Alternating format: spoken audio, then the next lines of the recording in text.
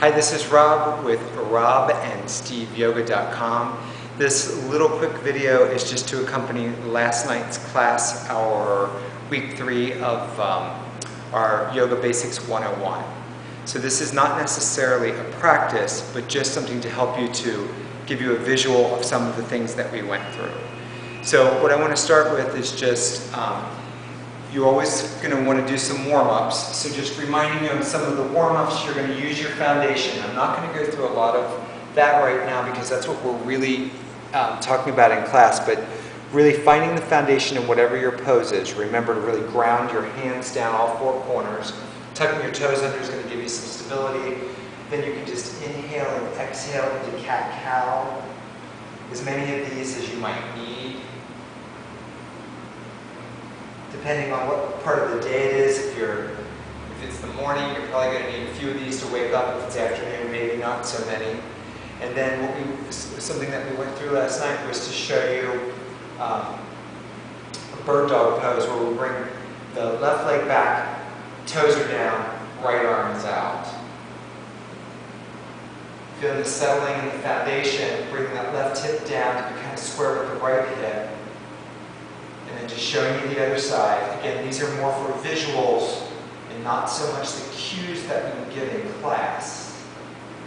But really find the foundation and integrate. That's what we've been going through the past couple weeks. So instead of being disconnected, we're going to bring everything in and integrate it. Good.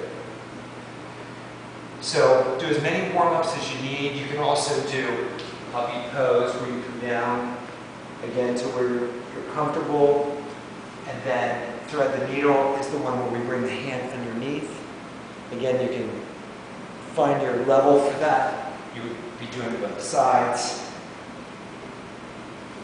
I'm just reiterating that these are just reminders for you. This is not necessarily a mini practice in any way. So then I'm going to come up to the front of the mat and just quickly show you how you can do a sun salutation, just to remind you of all the components in it.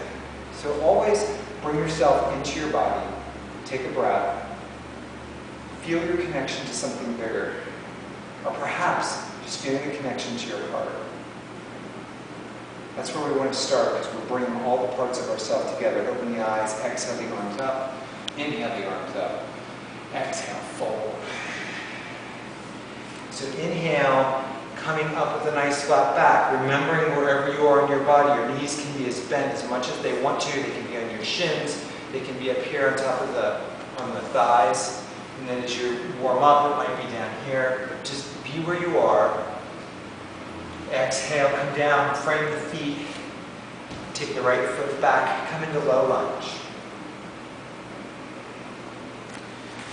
Bringing the next foot, the left foot back to even here, coming down to the floor. Rolling the shoulders up, feet come flat, tuck the tailbone, really make contact again with your foundation, rolling up. Exhaling back down, turn the feet under. A couple variations where you can do this. This is the most basic. Go ahead and bend the knees, push up, bring your feet down. And we can bring the right leg forward this time, coming into low lunge. As you inhale, you come forward with the other foot. And we'll be showing you more advanced ways to do sun salutation. This is the most basic right now. Inhale, look up, wherever your hands are going to be. Exhale, fold.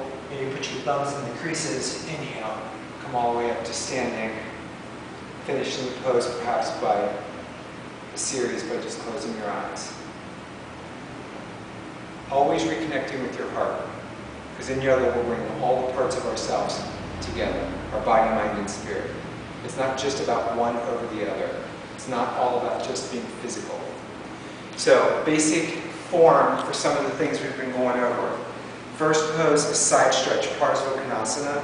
Lining the heel in the middle of the foot here, or if your hips are tight, actually widening them a bit, coming into the pose, bringing the elbow to the front knee. And again, just remember, muscular energy. It's not about just being in the pose, but it's about feeling the energy that we can pull into the earth and then emanate out as we come in. So instead of just being passive, we really want to feel the energy. How can we light ourselves up through our poses so we can light ourselves up in our life?